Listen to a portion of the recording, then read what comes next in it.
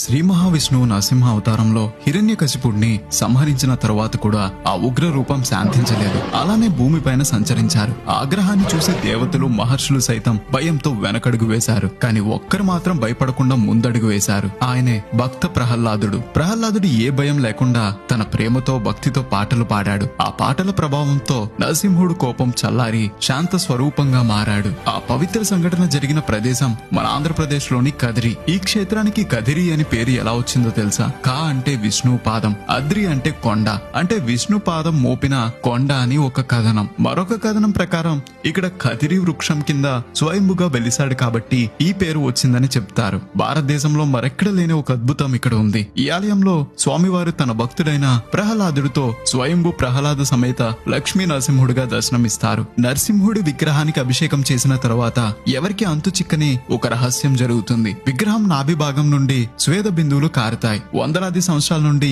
ఈ అద్భుతం జరుగుతూనే ఉంది. ఇది కేవలం ఒక ఆలయం కాదు, అద్భుతాల నిలయం. ఈ ఆలయం అనంతపురం నుండి 100 కిలోమీటర్ల దూరంలో ఉన్న కదిరిలో